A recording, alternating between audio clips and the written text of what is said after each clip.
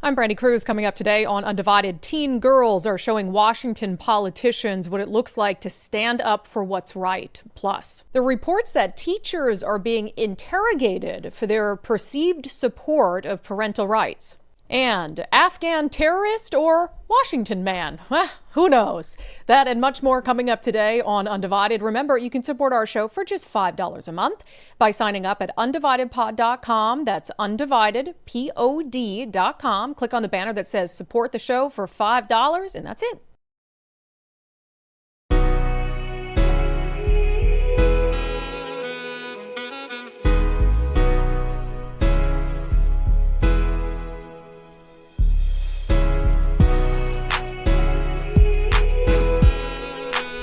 Hello, and welcome to Undivided on this Thursday. Thank you for being here. Thank you so much for your commitment to giving common sense a comeback. I'm Brandi Kruse, and are we giving common sense a comeback? You know what? I think we are.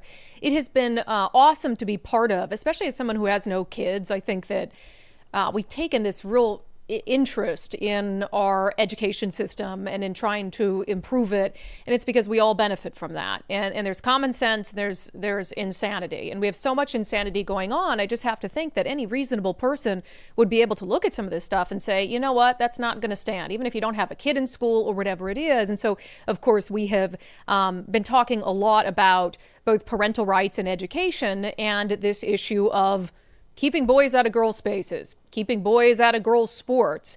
And it has been awesome to watch as one person comes forward, another person being willing to speak out, and another person, and another person, and another person, because bravery really is contagious, and common sense is contagious too. I think a lot of us have it. Fewer of us are willing to actually come out and make it known that you're a sane human being because you're worried about what the insane people will say about you. But man, I got tears in my eyes last night when I was sent this picture from Wenatchee. So you'll know, of course, our friend, 16-year-old Annalie Wilson, who is the first girl that I know of in Washington State who came out publicly to talk about her experience of having to compete against a biological boy.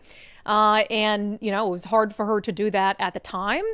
But after she did it, we then saw Frances Stout, who came out and was willing to tell her story, a Tumwater 16-year-old who sat out her final basketball game of the year. And they've been just standing on their own, the two of them, at these events with Let's Go Washington for the initiatives. Look at this site in Wenatchee last night with these teen girls gathered around Annalie to have her back, quite literally, wearing their shirts, keep women's sports female, wearing their XXXY athletics gear. And you know what? I think they know, and I'm sure that their parents told them that there could be a price to pay for them doing that. But they want to be there. They want to be there for themselves. They want to be there for Annalie. And it's almost like we have now this new generation of girls and women fighting for women's rights. And it was really something to see. But the more I look at that, the angrier I am at adults for doing this to them. The angrier I am at adults who stay silent. And you know what? I'm even angrier at the adults who know that what these girls are standing up for is right and don't say anything than I am like the Bob Fergusons of the world and the Nick Browns and the Chris Reichdahl who go out there and say, no, we want boys to compete against girls. Their position is deplorable, but hell, at least they're willing to own it. At least they're willing to come out and say, yeah, we want dudes to compete against chicks, and we'll sue anyone who tries to stop it. I almost have more respect for them. This sounds harsh. I'm sorry. I'm really not sorry, actually. I have more respect for them almost than I do for coaches and teachers and parents and other adults who know that this is wrong and don't say jack shit. Because at this point, you got 11, 12, 13, 14, 15, 16, 17-year-old girls who have the bravery to stand up, even if it means they're going to go to school the next day and be bullied, even if it means they're going to lose friends like Annalie and Frances have, even if it means they're going to get in trouble or not be able to compete in a sport they love. So they're willing to do it. What's your excuse? I'm sorry, I don't want to start the show by shaming all of you. Well, not all of you. 99% of you are doing the right thing. And you're saying what needs to be said, and you're taking the right position. But there are so many people out there in our state who are electing people into office who want boys to compete against girls, who are sitting back and taking this passive position and not saying anything, even though they know it's deeply, deeply wrong. Shame on you. I was happy to see our friend Dave Reichert, the governor we deserved, in Wenatchee last night. Real men stand up for women. Real men stand up for girls. And then there's Bob Ferguson.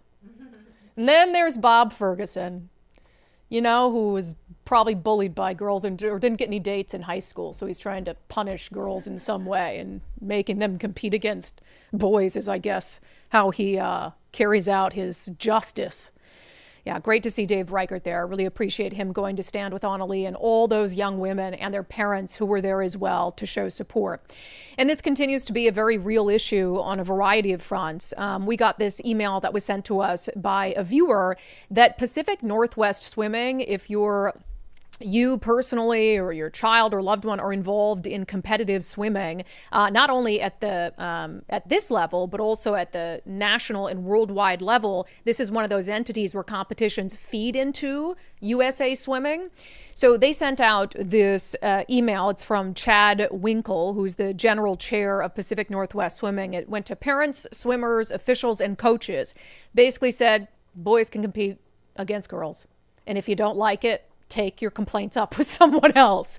I mean, I get the sense from this email that he doesn't support it. And I'm not going to put words into his mouth, but the way that it's worded here, I mean, it's basically like directing people to call the legislature and complain about this.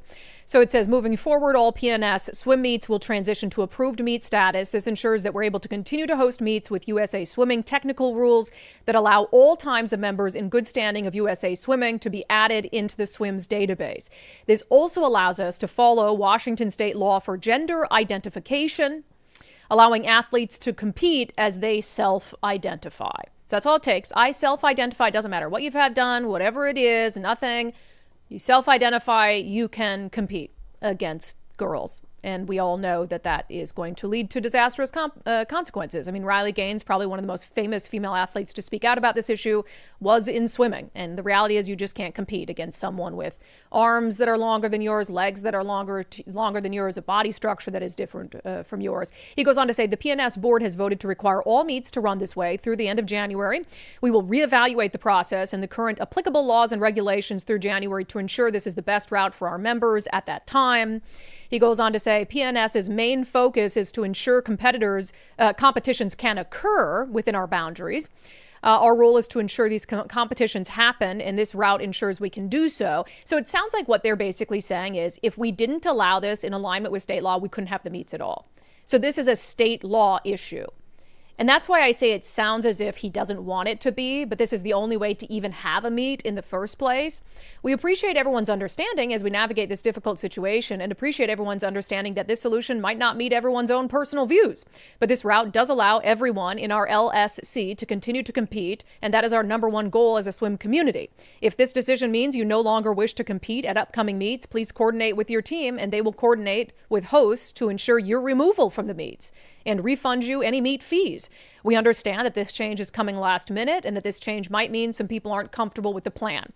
If you have strong opinions on this issue, I would encourage you to reach out to your state legislature and share those opinions with them so they can navigate this issue with their constituents' opinions in mind. PNS is not the appropriate avenue to share your personal views on this topic. A little bit of a cop out there. I think it's impacting swimmers who are coming to your meet. People are going to lose opportunities because they simply will not compete against biological boys and men. And so, yeah, I think that you should complain to whoever you damn well please. And complaining to the swim organization and complaining to state lawmakers is absolutely a good idea. So just to put that on your radar, the insanity continues. All right, transitioning a little bit, but this issue, of course, has become a pet issue of the Washington Education Association. They have taken a formal position against the two Let's Go Washington initiatives, one to keep boys out of girls' spaces, the other one to restore parental rights so that you know what's happening with your kids at school. Last week, before Thanksgiving, we played some secretly recorded video from inside a WEA meeting where they were talking about strategy. Basically, what is their strategy and their messaging going to be as a union to push back against these horrible, evil initiatives? We played a bunch of clips that got a lot of attention. I thought I'd play yet another one today that we didn't play last week. There was this biology teacher. Well, we know that she has a major in it's most useless, gender studies and biology. So, of course, she, if she identifies in that way, is absolutely an expert on the topic. And as an expert in biology, one thing she knows for sure is that, biology is just a spectrum. One of the things that I notice about that is if you're verifying the student's biological sex relying on one or more of the following, and there's those three things listed, from a scientific standpoint, those three things can conflict with each other. I won't get into all of the specifics of this, but reproductive anatomy, genetic makeup, and testosterone levels are three different things, and those can point in different directions for different people. And so, there's a lot about this that's poorly written, but in that case, when you're relying on one or more of the following, and those things conflict with each other, what's the outcome of that going to be?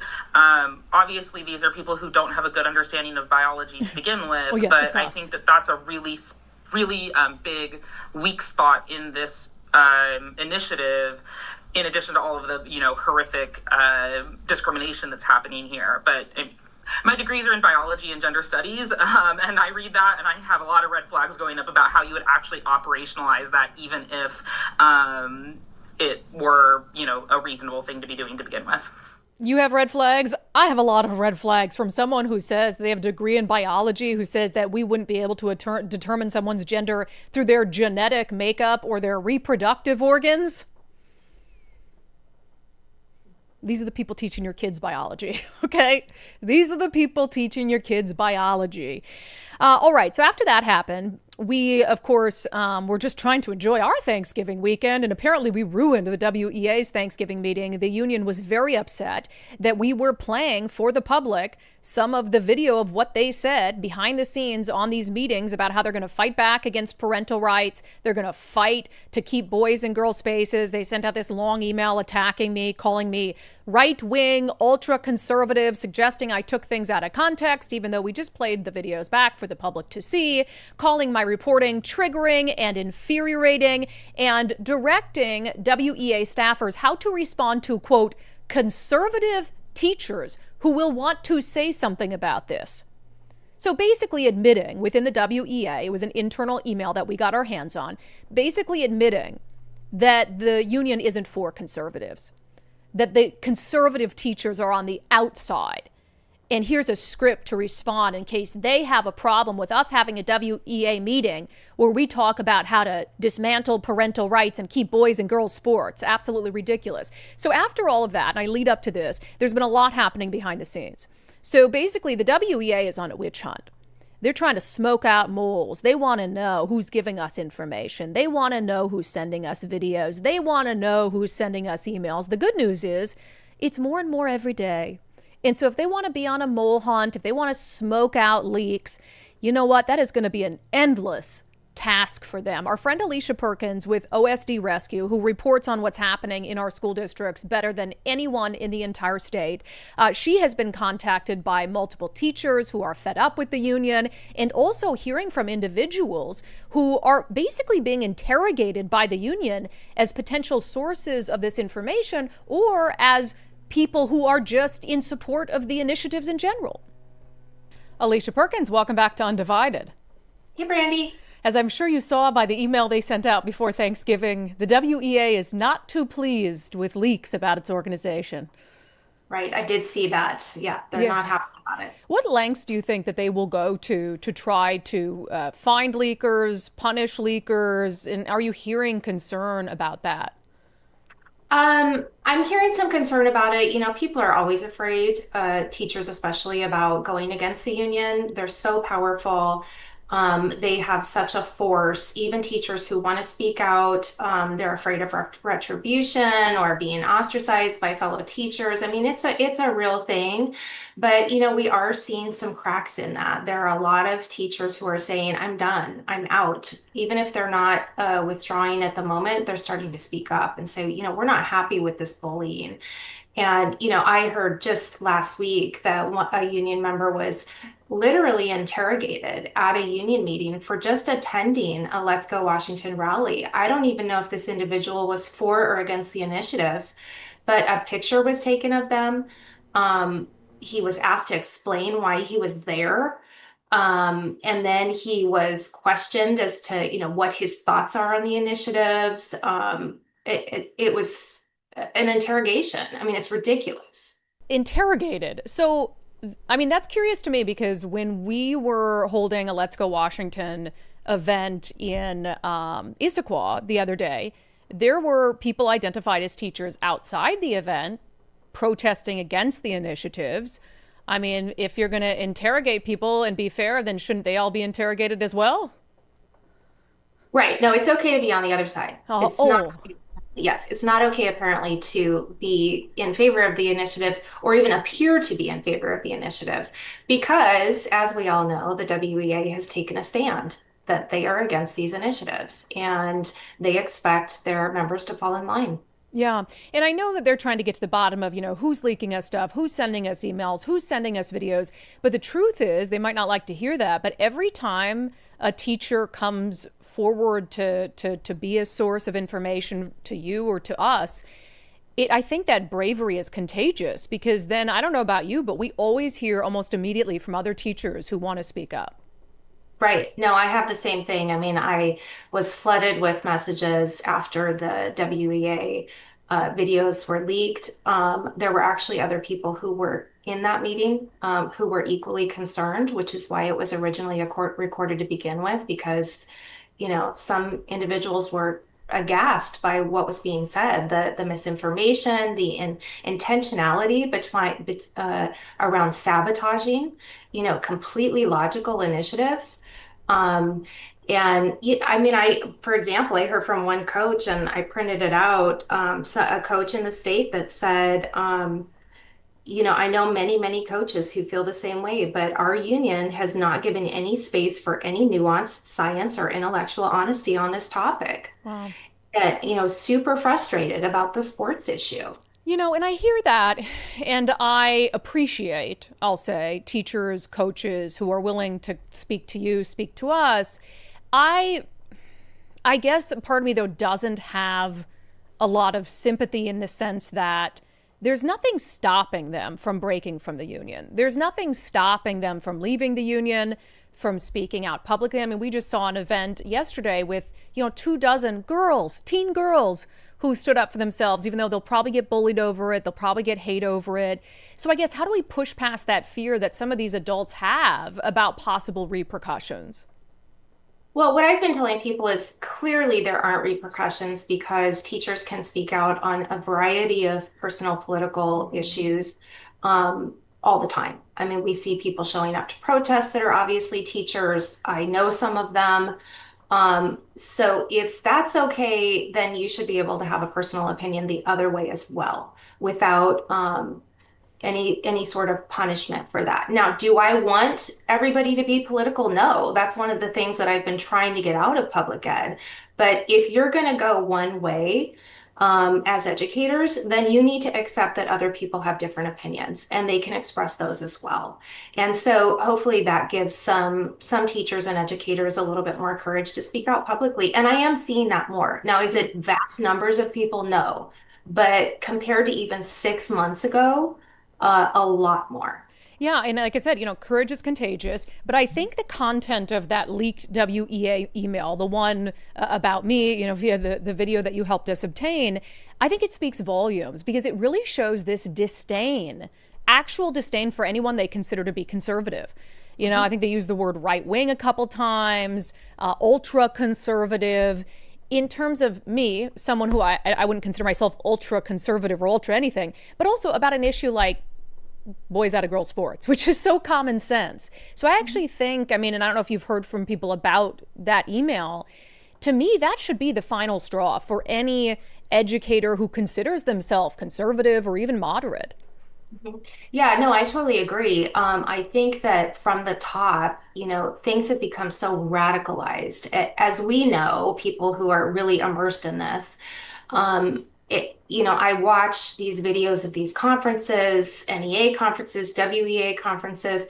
It is like watching a religious service.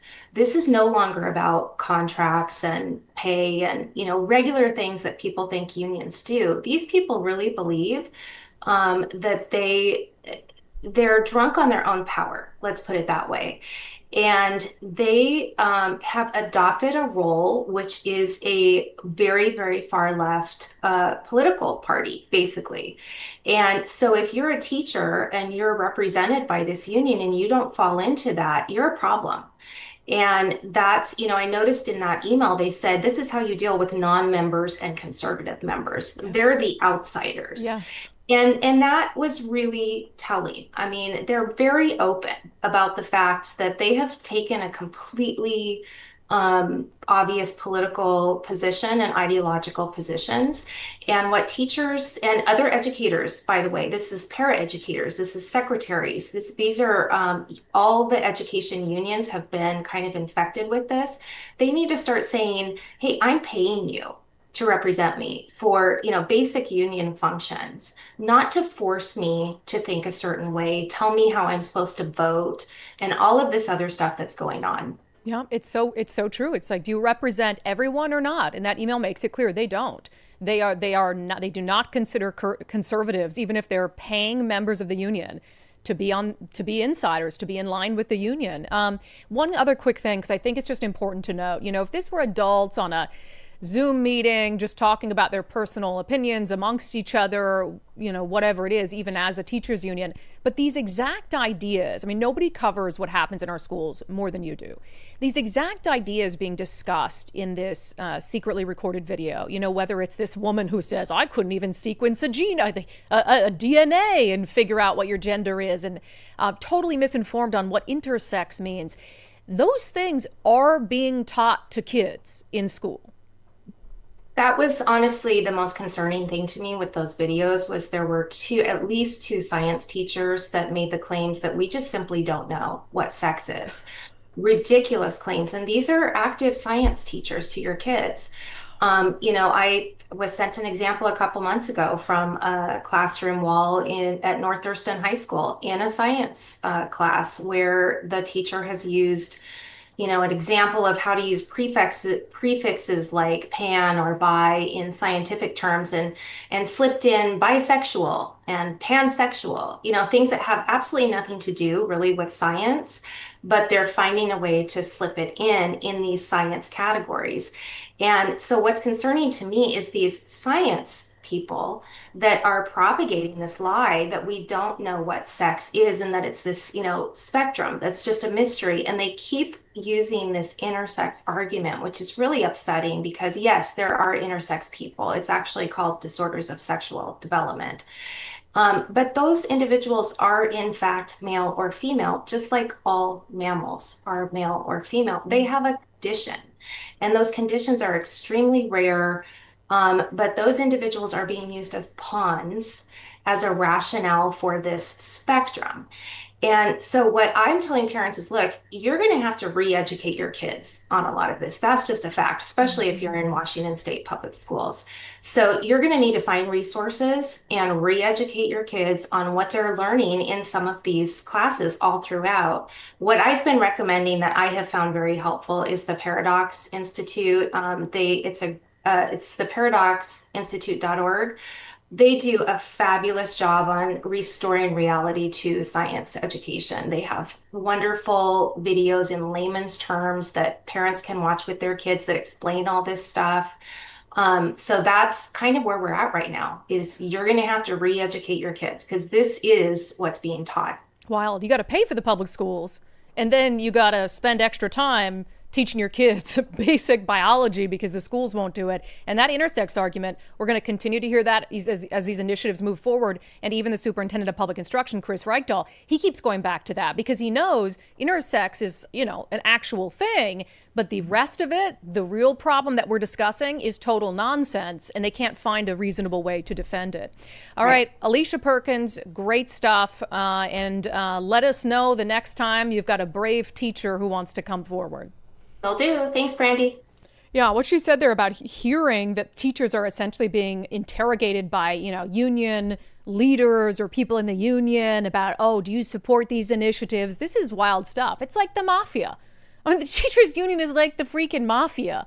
And then you've got these teachers whose money, their hard-earned money that's being taken for their dues is basically being used to undermine them, to undermine their professionalism, to undermine perhaps their personal values. So coming up next, we're going to talk about, we've been giving you more and more steps to leave the union if you choose to do so, and answering some of your kind of frequently asked questions for concerns about, if I leave the union, then will this happen or this happen? And not just the teachers union, by the way, any unions. We'll talk about that coming up next with the CEO of the Teacher Freedom Alliance. First, if you are a small to mid-sized housing provider in the state of Washington, if you're a landlord with a couple units, maybe a dozen or so, RHA is for you. They are your advocate down in Olympia to make sure that your interests are being heard by lawmakers there who have been passing all sorts of asinine policies like rent control, which is just going to lead to a worsening housing crisis in the state. But also, they can help you one-on-one if you're just trying to navigate new rules and regulations, making sure you're doing everything above board. They can help you through that and the paperwork and all of that as well. So it's just a good entity to have on your team as a housing provider. So go to rhawa.org, rhawa.org, become a member today. RHA, empowering housing providers. Okay, so let's share this website quick again, actually, just so people have it and you can bookmark it. Optouttoday.com. Optouttoday.com is a fantastic resource to go to be able to find an easy way to opt out of any union. So you just click on your state, wherever you're at, and then it'll come up and it'll show you what some of the concerns are, some of the steps you might have to take. It'll answer frequently asked questions, etc. But this week on Sundays with Subscribers, we're having on Ryan Walters. He's the CEO of Teacher Freedom Alliance. He's the former superintendent of public instruction for the state of Oklahoma. So he was in charge of public instruction in Oklahoma. Did that job. Now he's the CEO of the Teacher Freedom Alliance, and he has dedicated his life and career now to trying to help teachers escape teachers unions and try to reduce the power of teachers unions. And so even if you're not a teacher, or you're like, Brandi, I don't care about this issue. Teachers unions have so much power in a state like Washington. They influence public policy on everything. Think about the initiatives that the teachers union has been working to try to defeat. It goes well outside the realm of education. On climate issues, they are some of the biggest financial backers for basically any sort of effort to push new taxes. The teachers union in our state has made your life so much more expensive. And so one of the best ways to stop or limit the power of the teachers union to influence all sorts of public policy is to get more and more teachers to leave the union, is to cost them more and more dues, is to reduce the money that they have to play with, basically. So they have so little money, they can't spend it propping up all these political things and new laws that they want pushed through. And so one of the things that Ryan Walters and I are going to get into in depth on Sunday is what is stopping these teachers, especially like reasonable, moderate, conservative people who don't agree with this ideological nonsense. What is really standing in the way of them leaving the union? And how does an entity like the Teacher Freedom Alliance step in to fill the void? What are some of the common concerns that teachers who don't share or don't want to pay into that really, what are some of the concerns they have though about just, pulling the trigger and leaving the union? Yeah, so, and this was the thing is we work with the Freedom Foundation, and they came to me, and we were looking at all of this, and they were like, look, we get people to leave the unions in record numbers. The most expensive group of public sector employees that we get to leave are teachers. It costs nearly 4 to 1 to get a teacher to leave the union than it does everybody else in the public sector. And so, we did a deep dive into that. Well, why? Why is it such a struggle to get them to leave? Well, there are a few things that the union has beat into their head. Number one is liability insurance. Well, if you leave and you get sued, you're going to get sued for millions of dollars. You don't have any help or support. Well, our organization stepped in and go, "Guys, liability insurance is very cheap. We'll cover that for you." Like that is a very, your dues are paying for all this political activity and all these other things. Liability insurance is very cheap. The other thing they are concerned about is if we leave, again, are we going to be attacked by the union itself, by left-wing school administrators? And we've seen a lot of examples of that. And that's where our organization steps in and says, hey, we're going to fight for you, whether it's legally, whether it's, the fights of trying to pressure you or target you. But the teachers that are in our schools now know very well how nasty that union is, what they will do to keep you in the union. And so those are a lot of the things that they get concerned about. Liability insurance, the attacks that come in. There's one other thing that I think is a fascinating piece. Teachers, to keep their certifications, have to continue doing X amount of trainings a year. So it differs state by state, 12 to 18 hours worth of credits a year. Most states allow the teachers' unions to have a complete monopoly on that. So let's say you leave. You have to go begging back to the union for the training to keep your certificate and then pay them for the training. So I want you to think about, if you're a teacher, you're going, well, I mean, it's like the Hotel California. I can check out, but I never really leave. I've got to go back to them for all these things. So we also offer all those professional development hours. We offer any kind of training that they need. Again, we're very interactive with the teachers, and the teachers are very appreciative because they always say, the trainings they provide are nonsense. Yep. They're a bunch of left-wing activism. It's not about how to teach math better. It's not about how to make sure kids are reading proficient and what to do if they fall behind. That's not what we're getting here. What we're getting are their left-wing activists, and you see it time and time again. So they're also very appreciative of that. But those are some of the things the union has done, working with state policymakers and using their political power to basically make the system function around them. And even if you leave, they feed you right back into it. Is that the best reference you've ever heard in your life about the teachers union? It's like the Hotel California. You can check out, but you can never leave. You can leave. You just have to make sure that you have someone in your corner. And this is important for us to discuss because we complain a lot about, and that's my job, right? Podcasters, talking heads, we're like professional complainers. But I think we want to all be more than that. We want to say, okay, what is the action end of that? Like on girls' sports, I can complain and talk about how stupid it is that they let boys compete against girls, but what's the action end of that? Well, we're going to go out. We're going to help with the initiatives. We're going to hold these events. We're going to give platforms to these young athletes so they can share their stories. So hopefully people will start to listen. And so I can complain about the teachers union. I can call it the most dangerous entity in the state of Washington. I can tell you that you should leave, but then you're like, okay, now I'm on my own. You're not on your own, okay? You're not on your own. And this organization and us as well, we're great resources for you to be able to get your questions answered. And so you're going to hear at length from Ryan Walters on Sundays with Subscribers this week. He's great. Love this guy and his little accent.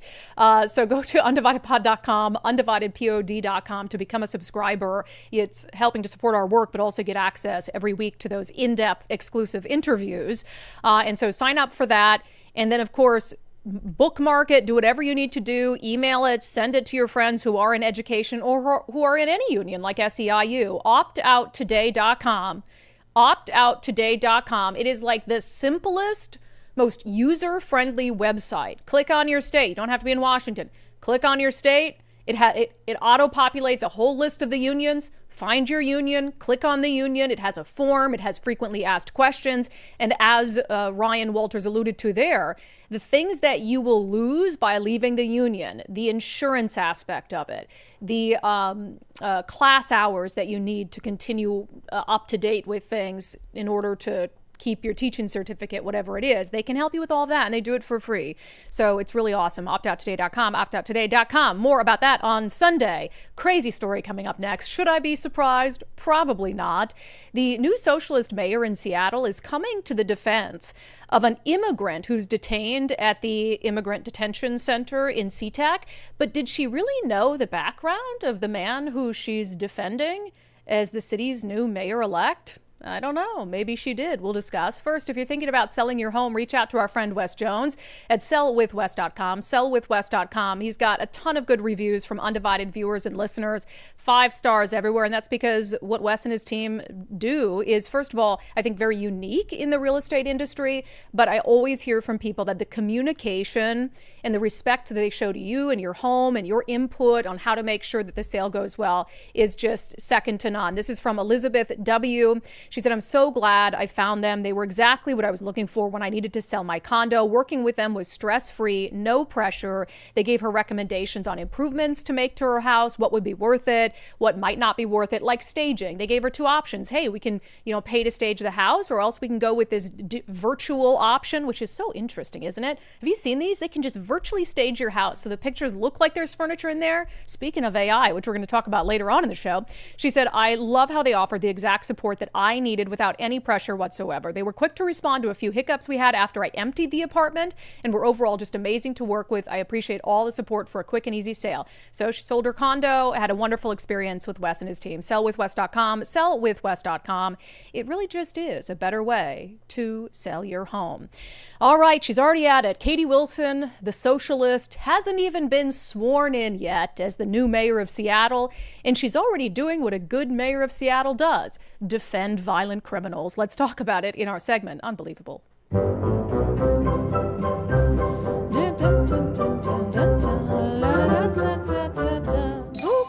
Okay, so Wilson has been busy on her transition team, assembling a crack A team who's going to definitely be good for the city, sure.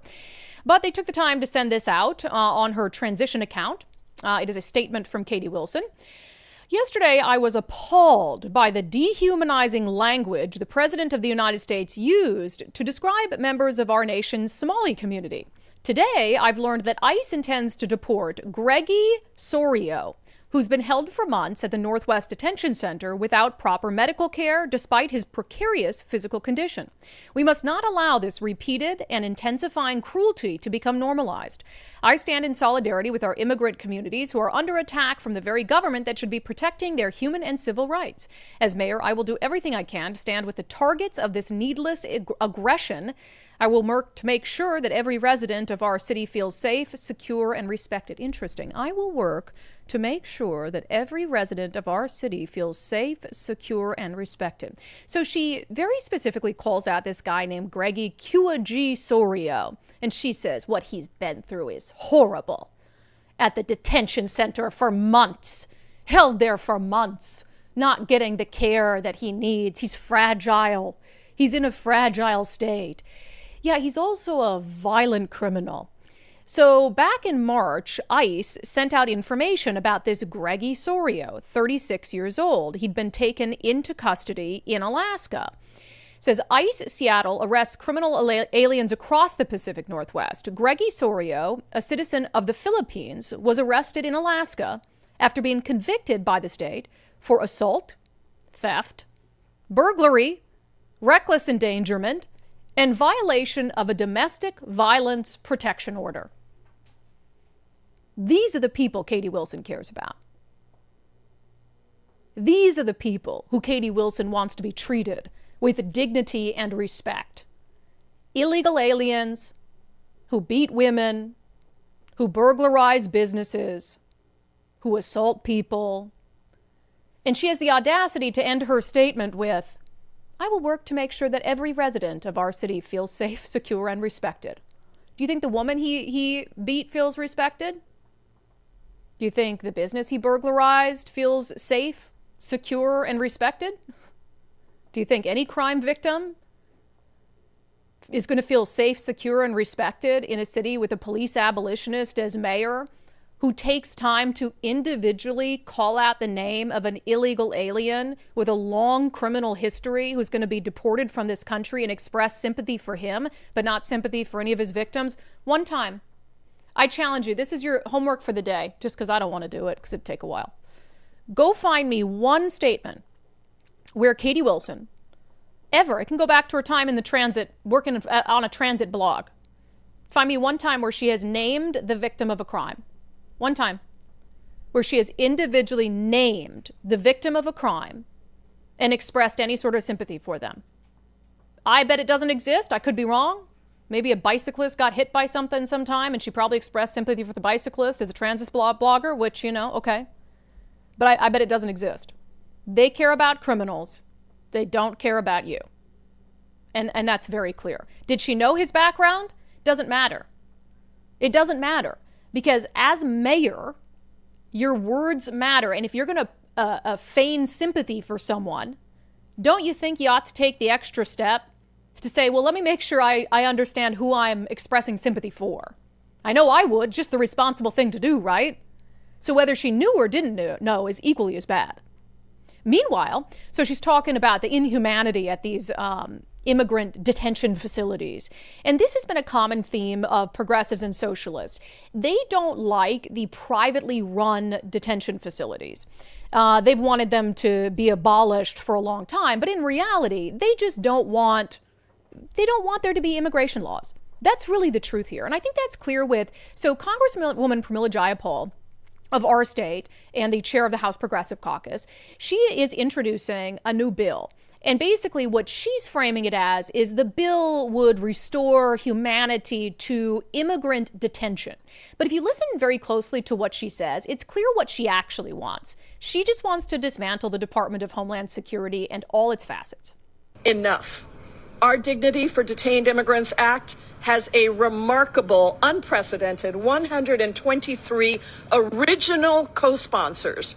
Before we've even introduced it, 123 co-sponsors, and it overhauls the detention system. It drastically scales back the use of detention. It ensures that every single immigrant who is in detention has their human and civil rights protected. Our bill also phases out the use of private for-profit detention centers. It prohibits the detention of children and families and makes it harder to detain primary caregivers and vulnerable people like pregnant women or seniors or workers who are whistleblowing on unscrupulous employers. And we don't want to detain moms, families, children, workers, primary caregivers, sick people, the elderly. She's basically trying to make it so that there are entire swaths of illegals who can't be detained. And if they can't be detained, then they're not going to be able to be deported. And that really is the underlying thing here, is they want to get rid of this idea that you're illegal in the United States. And again, I go back to someone like this guy who's been detained at the facility in Tukwila for a few months now. This is someone who came into our country illegally, assaulted someone in an act of domestic violence, committed theft, burglary, reckless endangerment. And those are the people who Congresswoman Pramila Jayapal wants to make sure are treated better. Do you ever hear her ever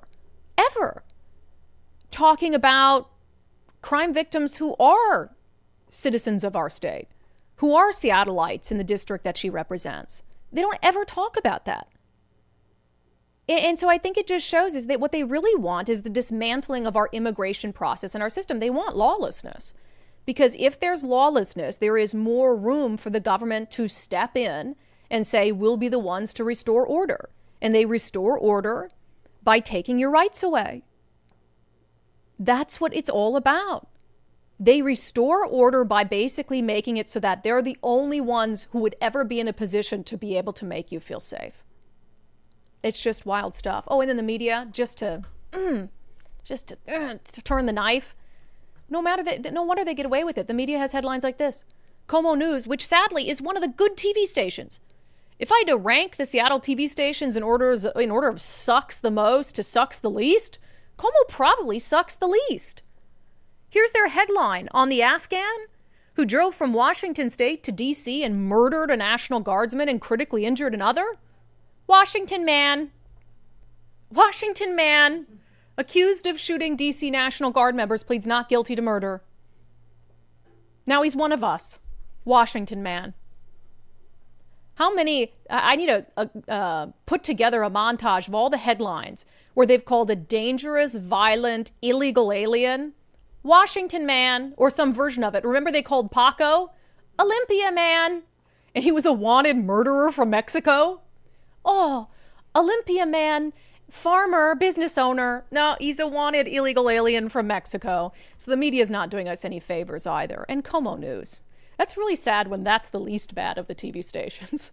It's really sad.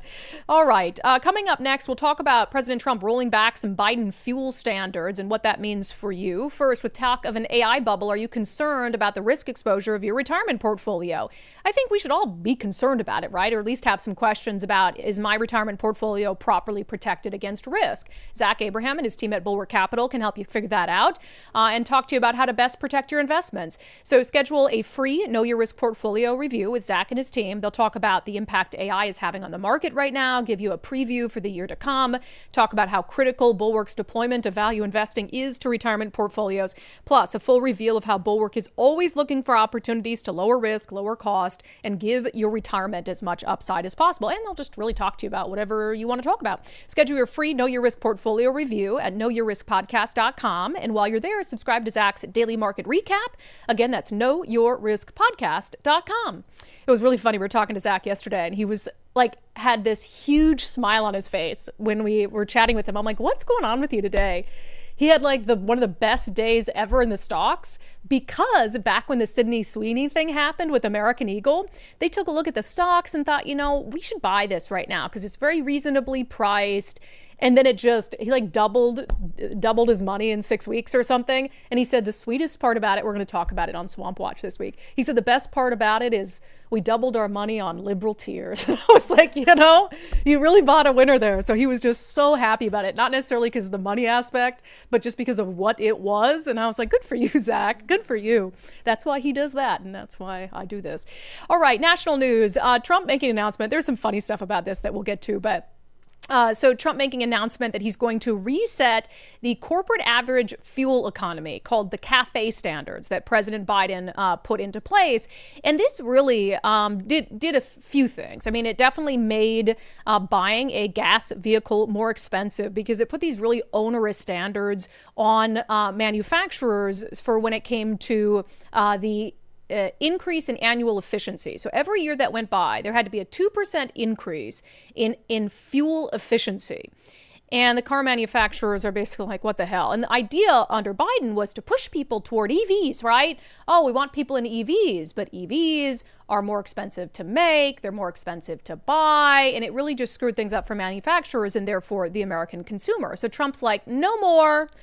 You know what? And I saw somebody put this out. I don't know if this has to do with this, but is that why they put that stupid button on cars that does the auto stop? If they take off the auto stop button, it might be the best EO he's ever done since the plastic straw EO. You know the thing that makes you, when you get to a light, your car, kind of the engine shuts off? Oh, yes. Get rid of that. And every time I get in the car, I can't turn it off permanently. Every time I have to get in the car, I hit it off. I hate it so much. It bothers me so much. And I guarantee that was some way to like extend the average fuel efficiency per mile. Probably has something to do with it. That button can go to hell. And I'd like to get rid of it. The plastic straws, horrible, horrible inventions. So there's a fact sheet from the White House and what they say this is all about and what it'll do. It says the Biden administration created extraordinarily stringent fuel economy standards for passenger cars and trucks, set at such aggressive levels that they were impossible to meet with available technology for gas cars. The Biden standards would have compelled widespread shifts to EVs that American consumers did not ask for. And frankly, some of us either don't want them or we can't have them. They're not conducive to our lifestyle. Accompanied by significant cost of living increases. Since EVs are so expensive to build, automakers must sell them at a loss and make up the difference by significantly raising the sticker price of gas cars. If President Trump had done nothing, the White House says the Biden standards would have raised the average cost of a new car by nearly $1,000. President Trump's actions will save Americans $109 billion in total over the next 5 years. That, I guess, is the estimate from the White House. I'm not sure how they came to that figure. And so they said by helping more Americans buy newer, safer vehicles, the reset is projected to save more than 1,500 lives and prevent nearly 250,000 serious injuries. I also don't know how they came to that statistic. So just a little asterisk on that. I'm not sure how you figure that one out. But, I'm all on board with let people buy the freaking car they want to buy. Let people buy the freaking car they want to buy. And if we had EVs that had one of the issues obviously is range, right? I mean, there's a variety of issues, but range. What if the power goes out? Cold weather issues, battery issues, infrastructure to charge them. How many people do you hear complain about, like, I don't have anywhere on the road to charge my car? 2 people had their EVs run out of electricity on their way to my wedding. 2 people. They did. One of them was Jason Rance. His Tesla ran out of batteries. He got it from Hertz and it just wasn't charged or something. So there's a lot of issues. And if the technology isn't there, you can't put these mandates down. Like Jay Inslee had this goal to get to 100% EV vehicles by a certain date. It's not even feasible. So you just say it because it sounds nice, but it's not even feasible to do. It's crazy. It's funny. I rented a car recently, and I never picked the SUV, or the electric car, but they had I'd let it pick itself or whatever. And so never they do tried to give it that. to me. And when I got there, she was like, you got an electric car? Are you sure you want that? And I was like, no, I probably don't. And she's like, and I said, well, actually, do I want it? And she, you know, like maybe I should take it, like if it's that much cheaper, because it was going to add quite a bit to not have it. And she goes, yeah, you probably don't. We don't have a charger for it. And I was like, what? You don't have a charger for it? Why are you going to send it And with me I was for? like, so how am I supposed to charge it? And she goes, well, you'd have to find one. And so I like said, on the road. well, Yeah, like, yeah. because they don't have the converter. So you have to find the one that fits them. Yeah. And I said, well, why wouldn't you have a converter? And she's like, well, people take them or lose them and we don't replace them. So then you just have to find them. I'm like, but they're ridiculous. required to stock them. But then they just, like, people lose them or don't get them or whatever. And people so then don't they want it. restock, and nobody rents them. So they just Nobody don't rents replace them. No, when I would go to my dealer, they give me, and they look at me, at my dealership. They know me, right? And they're fans of the show. And whenever I'm coming, I'm like, I really need a loaner today while you do work on my car because I just have all these things to do. And the look on their face when they have to give me an electric vehicle, they know I don't like it, but sometimes it's the only one that they have. Make so it better. Make If it you would better. like That's us fine. to use it, make it it better. better. So this was funny. So Trump was at a press conference in the Oval Office announcing this, and Ford was there, and Ford said it was going to invest $5 billion into production in Kentucky and Michigan. And this was President Trump's response. Dollars are now being invested in the American auto industry. Ford has announced it will invest $5 billion across its Kentucky and Michigan plants. Is that a correct statement? That's right. That's a lot, $5 billion. You could do more. Never enough. Never. I love it. He's always a deal maker. And sometimes that works. Didn't he do that with the Crown Prince? He's like, let's make it a trillion, you know, or he's done that a couple times and it works out for them. I think he did that with tech as well. So, we'll see how this translates for people. I think one of the frustrating elements of this kind of policy, though, is that every 4 years, you know, if you get a different president from a different political party and they want to do something different, it's hard. How does a manufacturer keep up with that? Because you're changing your whole, you know, lines and production based on these rules and regulations. And then 4 years later, you got to change it again. If it's a Democrat who wins in 2028, you got to change it back. How do you keep up with that without going out of business? It's really, really challenging. And that's why making laws and policies based on not only common sense, but what's feasible. Instead of doing something because it sounds nice to my base, let's really think about, is this feasible? And if it's not feasible, should we push it out a little more? Should we wait until it is feasible and then put the regulations in place? But that's not how politics works these days. Just stupid. A place that's less stupid, however, is the state of Florida. Every Thursday, we talk to my sister in the Sunshine State. It is our segment, Florida Report.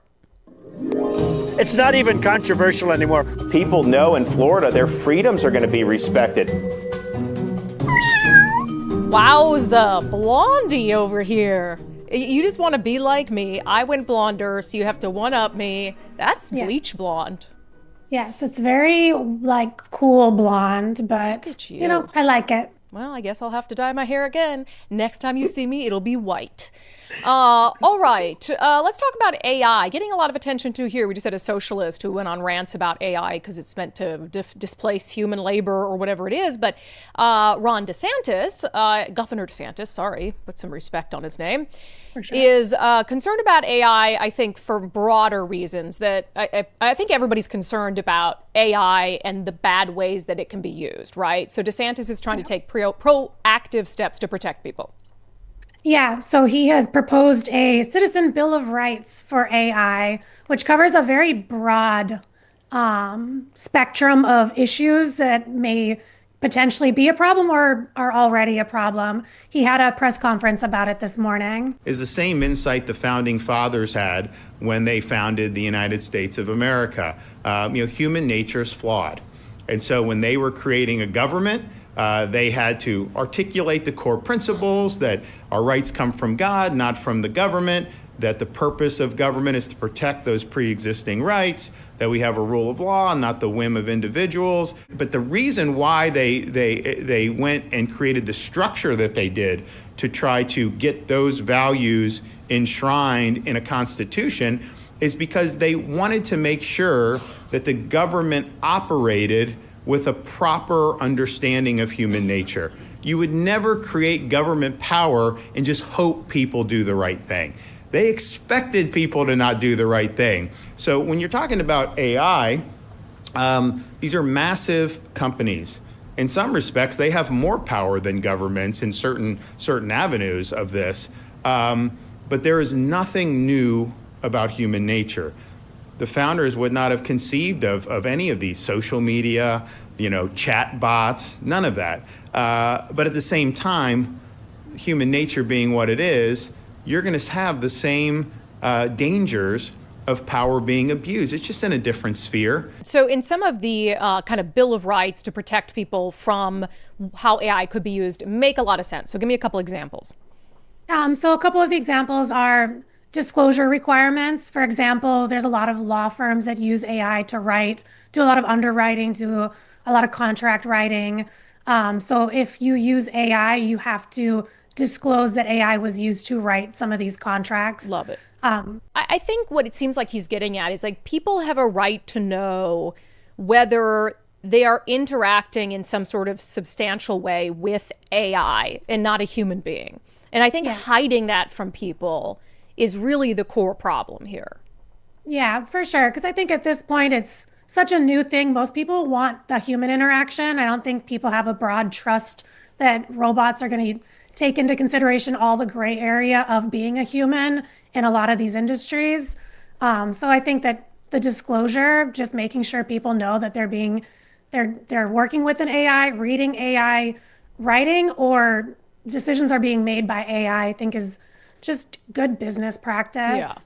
Yeah. Well, this also goes on to kind of talk about, repercussions of misusing AI, misrepresenting things, misinformation, and also holding people accountable for using AI as like slanderous material. Yeah. And, if you're going to put out some video and you label it AI, I don't care. Make whatever crazy video you want. But I've gotten in the practice of if somebody puts out something that's obviously AI, or that I find out to be AI and it hasn't labeled, I mute that person, I block that person, I remove them in any way that I can, and it is that element for companies too. You should want to be transparent because there's a trust factor. And once you break that trust, like, oh, that's AI, I'm done with you, right? So I think this is all good and a good thing to be thinking about. All right. So in Florida, I think it's the Attorney General, right? Or is it your CFO? It is our CFO. CFO, my apologies. Your CFO is trying to work on ways basically to eliminate any existing financial incentives for people to be in the state illegally, such as? Yeah, so not just incentives, but like implications as well. Mm-hmm. So for example, one of them would be workers' comp. The current state statute allows illegal immigrants to collect workers' comp if they are injured on a job, even if they are hired under the table, hired illegally. Legislation proposed will remove illegal aliens as covered employees from the workers' compensation definitions and statutes. Florida statute actually says that if you are an illegal immigrant and you are working here in the state of Florida and you get hurt, you're awarded workers' compensation. You can file a claim.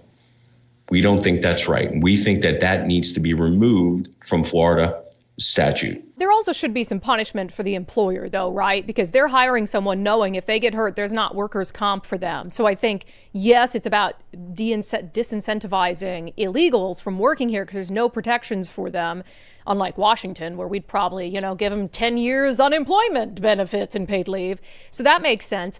Another one, and I'm kind of surprised some of this exists in Florida law. So one of the other ones has to do with limiting even non-government entities helping illegals, for example, buy a home, right?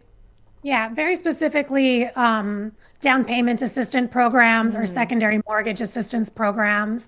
Apparently there has been ways, not just in Florida. I think Florida uses what happens in other states very much as like a home ground for be like, we don't want to do this or we want to be more like this. So he referenced a couple states that allow this. So I don't think it is specifically something that can be done in Florida, but there's no laws that prohibit it. So I think he's just getting a jump on it. Our housing agencies don't do that, but there is nothing on the books in terms of a law that prohibits that. So our legislation will ban illegal aliens from benefiting from any down payment assistance programs or silent second home mortgages, whether it is done by a government agency, a quasi-government agency, or an NGO.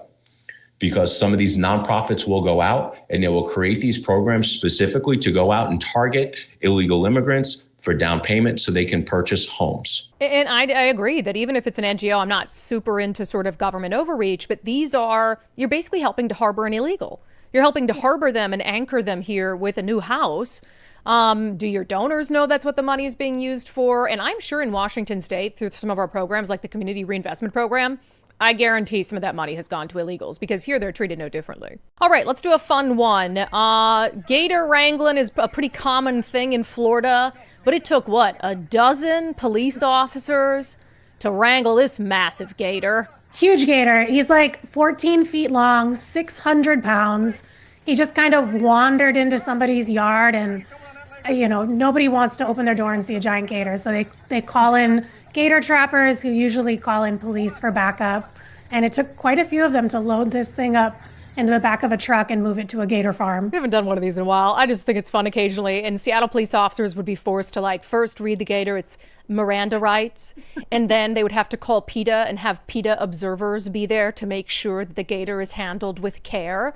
And then they'd have to read stolen land. We are on stolen land, and then they'd have to return it to stolen land and also read the stolen land acknowledgement. It would be quite an ordeal here. No, here it's just a normal Tuesday business for our police officers to hoist a gator into the back of a truck and drive it away. Love it. Love it. All right, Miranda, thank you so much. Have a good week. It's not even controversial anymore. People know in Florida their freedoms are going to be respected.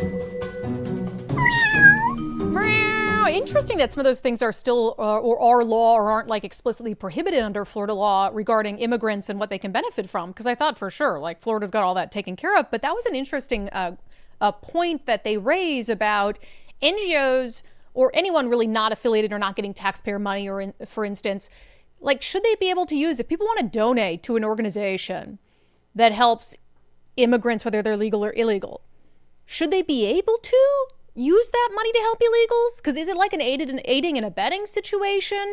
So I asked subscribers in our daily subscriber show poll on Patreon, Locals, and X, another benefit of being a subscriber, should private nonprofits be able to provide housing assistance to illegal aliens? Because I don't like, government overreach. But at the same time, aren't they getting tax breaks and stuff? How can you spend money on someone who's here illegally?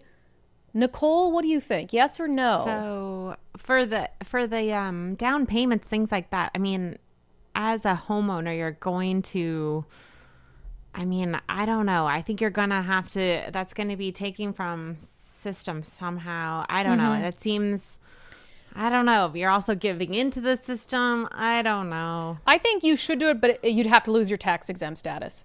I don't think that you should be able to get tax breaks if you're helping illegals. Yeah. So that you can, you can give them money, but you're going to lose your tax breaks. That makes sense. Maybe. A lot of you guys, 83% saying, no, you shouldn't be able to provide housing to illegals, even if you're a nonprofit.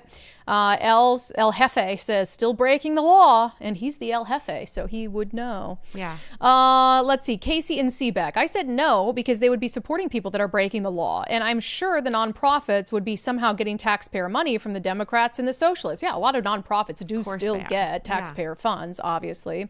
Harold, I don't like it, but if they're using their private money, they can do with it as they will, but this should not shield them from repercussions of their potentially illegal actions.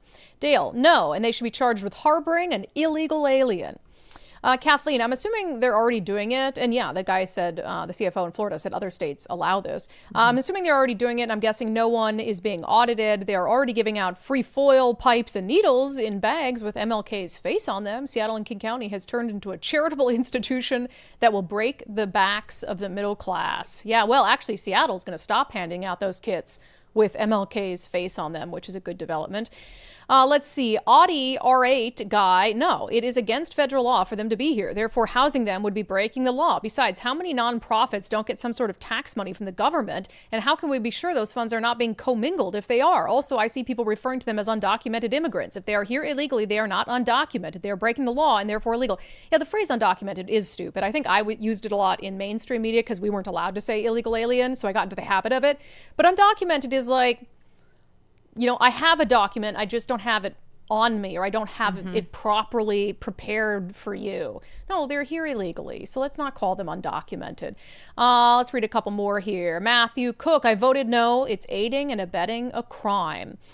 Greg A., if they use their own money and not government funds, they can do whatever they want. But they should also be prepared for the consequences of being invaded by ICE. Yeah. So you give them a place to live, shack up, and then ICE comes with a ram and breaks your door. You're on the hook for paying for that door. You would think that would put them on the radar, yeah. Yeah. So I don't know. But, I mean, our state gives... Wait, okay, hold on a second. Yeah, but they're not a sanctuary state. Our government gives, in our state... illegal aliens benefits like healthcare and legal aid. So like they just out in the open. I mean, we shouldn't do that, but so if our government can do it, you definitely can't stop nonprofits from doing it. Right. All right, we'll get to comments from the live stream coming up next. You guys are quite active on the stream today. First, our wonderful sponsors at Valentine Roofing have just been named the best roofing company in the Pacific Northwest for a third year in a row, and that's because we only partner with the best here on Undivided. They can do a variety of things for you, including right now, custom holiday lights. Still a lot of time to get that done before Christmas. I finally got my tree up, not custom holiday lights, although I should. I think next year, that's my plan. I'm going to tell Mike we're going to reach out to Valentine next year and plan for them to come and install some custom holiday lights. But they can also, of course, help you with a variety of other things, including scheduling time to get a new roof. So you can get that on the books now, maybe get it done a little closer into the new year. And if you have a leak and you think you need a new roof, you might not. They can come out and check it out. If your roof can be repaired, they won't try to push you into a new roof. They'll just repair your roof and move on with your life. I know Valentine's also coming to my house in a couple weeks to do gutter cleaning, because those leaves, man, once they all fall down, I know they're jam-packed in there. So they can do that. They can do attic insulation, even exterior cleaning.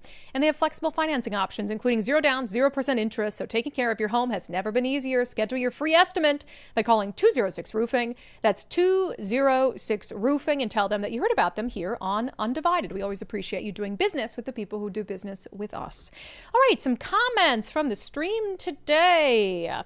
Old Sub Sailor, the kids are braver than most adults. I agree. And that's hard. Putting yourself out there as a kid? That's why I kind of am losing sympathy with adults who are like, I have to be quiet about this. No, you don't. Sorry.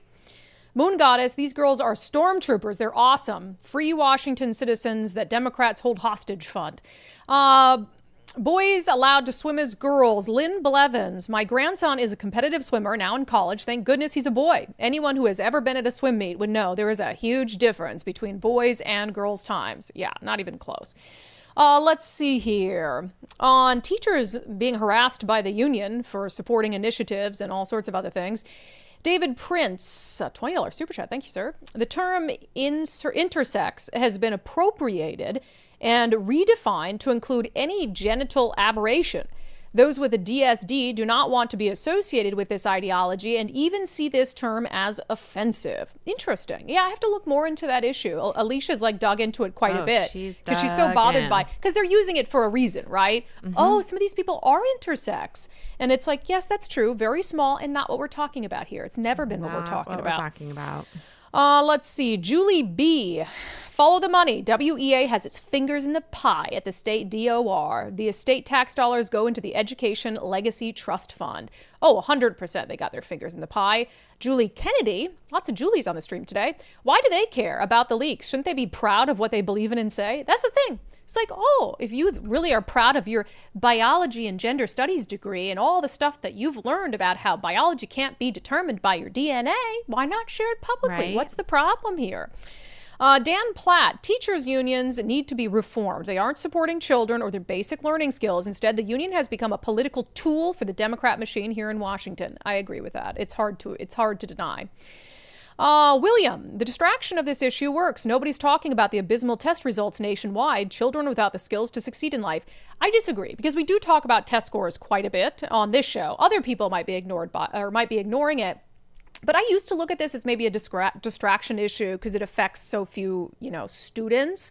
But no, this is an absolute barometer for whether we can get back to sanity as a nation.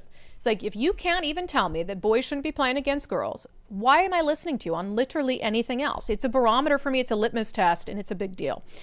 All right, on the socialist, Katie Wilson defending the criminal illegal alien and his treatment. Joe Wilson, Brandi, do you honestly think about running for office? Watching your no-nonsense, no BS approach would be great to see debating these commie libs. I think it would wake people up and start a movement. Yeah, I've talked on the show. I have thought about running for office. It's something I might do in the future. Do you think the teachers union will endorse my campaign? Is that a no? Do you think the Stranger will endorse me? The Seattle Times? It will be fun to watch them. Oh my God, the Seattle Times. Spend all their money on. The Seattle Times would have a meltdown. Oh. Meltdown. But they've already called me everything they could call me. Right wing, whatever it is. So what are you going to do? I don't know. They might just ignore. It would be fun. It would be fun. Trump rolling back some of the Biden fuel rules. You guys had a lot of good information on this. Lockman was talking about that auto shut-off feature that I hate. Said it actually destroys engines. You don't get the longevity out of it. Well, maybe that's why they're doing it. Mm-hmm. Destroys your engine, so you got to get a new engine, spend money. Get a new car. Allison, our company can't work on EV cars inside our shop without special insurance for the fire risk. Yep. Interesting. I wonder about home insurance and EV cars. I bet that's a problem. I actually worry about that a lot because I live in attached condos. Yep. And I know 2 of my neighbors have EVs, and it actually concerns me. Do you have an escape plan? Well, I'm not worried about me as much as my cats, like when I'm not there, because I could get out. Yeah. But I'm worried about, that's why I'm like, I have cameras to make sure my house isn't on fire. Gosh, I'm like, I mean, it's kind of a scary thing though, because garages are attached. Yeah. And I hear about those a lot. Yeah, that's concerning. It is. Don Heben, this is a massive deal that will help so many Americans afford good cars. And on Florida Report, Don says, I love DeSantis. He's very intelligent and makes good, witty comments and good points. Take away the incentive from the employer as well. Yeah, that was the one thing in the, if you have an illegal working for you and they get hurt, and should they get benefits? I mean, the answer is obviously no.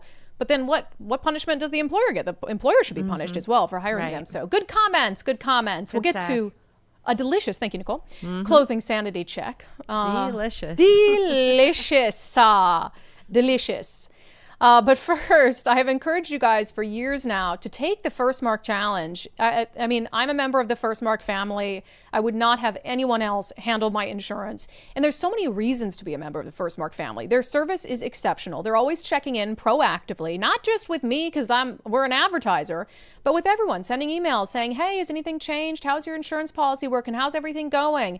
And it's just so nice to have someone on your team.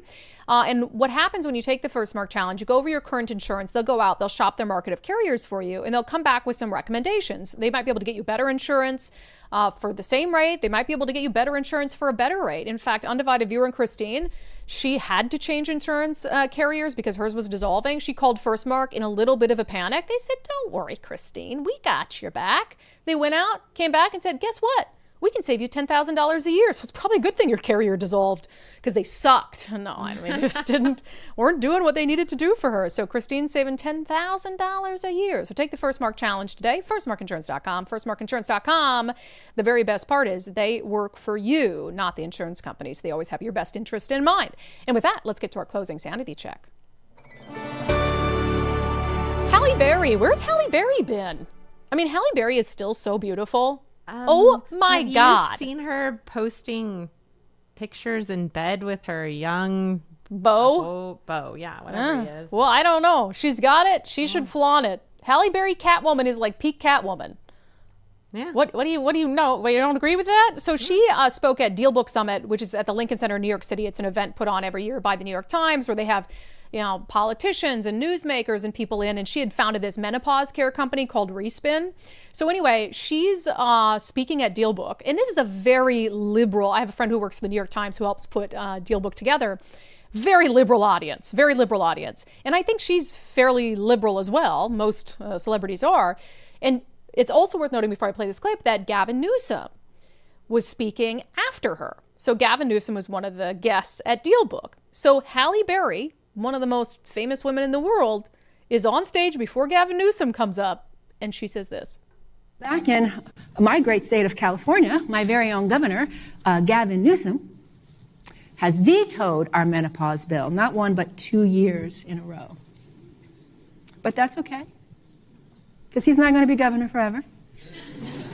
And with the way he's overlooked women, half the population, by devaluing us in midlife, he probably should not be our next president either. Just saying. Oh my God. Bless you, woman. How awkward is that? You heard the crowd like, oh. Sure, Newsom didn't like that too much. I agree that he should probably never be president, although for a variety of reasons above and beyond just menopause care. That has been our closing sanity check. That has been today's episode of Undivided. Thank you for being here. Thank you so much for your commitment to giving common sense a comeback. We will have a fantastic episode of Sundays with subscribers for our beloved subscribers coming up this week. We're going to be talking, we heard a little bit from him earlier on in the show, talking to Ryan Walters of the Teacher Freedom Alliance on a variety of issues. What he was able to do as the head of public education in Oklahoma, try to fight back against some of this ideology seeping into schools, and now what he's doing in his current capacity to try to rescue sane teachers from the grasp, from the clutches of the teachers' unions. If you would like to become a subscriber, Undivided Nichols looking at me like, what's wrong with you? UndividedPod.com, UndividedPod.com. Click on the banner that says support the show, and it's $5. Help us give common sense a comeback. So subscribers, we'll see you Sunday. The rest of you, I guess, I love you, but come on, man. We'll see you Monday at noon.